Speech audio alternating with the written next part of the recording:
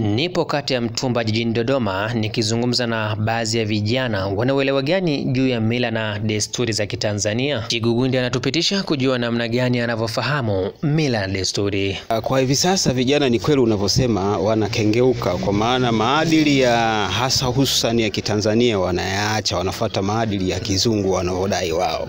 Ambao sasa yale yanafika mahala maadili yao wanayaacha. Sasa ukiacha maadili ukifuata mambo ya wenzio ambao tayari wao wameshamaliza utaratibu wao, wameyaweka kwenye system ya kwao. Sasa wewe ukiacha ya kwako unafuata ya kwao, ndio hapo wanapoharibu.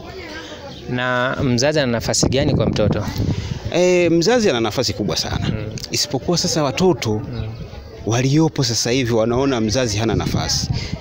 Kwa kuwaonya, aidha kuwafundisha maadili. Wao wanaona yale wanayoona kwenye mitandao, kwenye media hizi zingine, wanaona kama ndo zile ambazo tofauti na mzazi wake. Kumbe mzazi ana nafasi kubwa sana kwa watoto. Jina yangu ninaitwa Mr. Pa, ni mwimbaji wa nyimbo za Injili nchini Tanzania. Kwa upande wa utamaduni, sisi waimbaji wa nyimbo za Injili, tukizungumzia utamaduni, kwanza utamaduni nadhani ni mila ambazo zilikuwa zinatumika hasa kwa babu zetu na waliotutangulia, wazee wetu waliotutangulia, ndo hasa walikuwa wanatumia mila.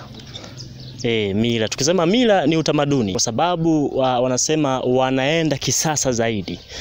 Ukimwambia kijana wa 2000 nini maana ya utamaduni, sidhani kama pia atakujibu, kwa sababu anachoangalia sasa hivi ni mfumo gani, ni jinsi gani dunia inavyowapeleka na ulimwengu wa kisasa unavyoenda. Kwa jina mimi naitwa Haruni Nonya. Mimi ni mkazi wa hapa Mtumba. Kwa vijana wa sasa hivi kwa kweli wanaenda utofauti. Kwa nini utofauti? Sisi mazingira yetu ambayo tulikuwa tuna, wakati wazazi anachokushauri kitu lazima msikilize. Akikwambia mwanangu, jambo hili naomba usilifanye, silihitaji, baadaye itakuletea mbele shida, lazima msikilize, kwa sababu mzee anapokuambia jambo yeye alishaliona mbele yake nini na asali yake nini. Aberi Matimangwa yeye ni chifu kati ya Mtumba jijini Dodoma, akieleza baadhi ya vijana hawajui umuhimu wa kufahamu mila zao, huku wakikengeuka na kuiga visivyo vyao. Vijana nawaambia na waasa wafuatilie, watambue uasili wao kwanza. Wajivunie uasili wao. Ni utamaduni. Kwanza lazima akitambua uasili wake anajivuna. Lazima wawe majasiri, wafanye kazi, wasiwe wavivu. Na wavae nguo za nizamu.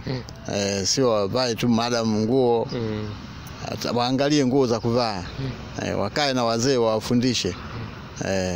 Unaweza kutuambia kwa kifupi tu labda uchifu umegawanyika katika sehemu ngapi? Uchifu umegawanyika katika makundi kama mawili.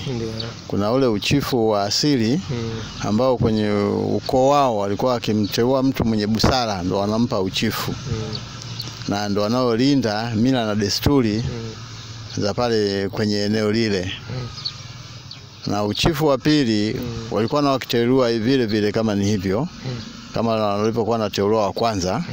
Lakini wakaja wale wazungu, au kabla ya wazungu Waarabu, wale wakawapa uchifu, wakati huo walikuwa wanaitwa watemi.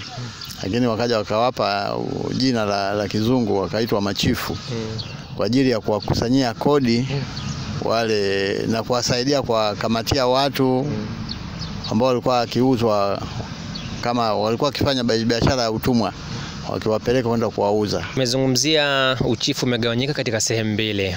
Na wewe sasa upo katika upande upi katika hizo sehemu mbili ambazo umetutajia hapa? Mimi nipo katika uchifu ule wa asili. Upo asili. Wa asili. Uchifu wa asili kwanza shughuli yake kubwa sana ni kutunza mila na desturi, mazingira. kutunza hata kupanda miti na kuitunza na kulinda ile miti ambayo ya asili ambayo ipo, ile mikubwa alikuwa anakatazwa kabisa watu wasikate au kuchoma mapoli. Mtu akichoma poli lolote lile lazima atozwe adhabu. Alikuwa anachinja ng'ombe kupooza pale, mtu mwingine asirudie kuja kuchoma pale. Ni vijana hao wakieleza namna ambavyo jinsi mila zilivyo. Nikiripotia Dodoma TV kutoka hapa kati ya Mtumba jijini Dodoma. Mimi ni Kitana Hamisi, Kimvuli cha Jamii.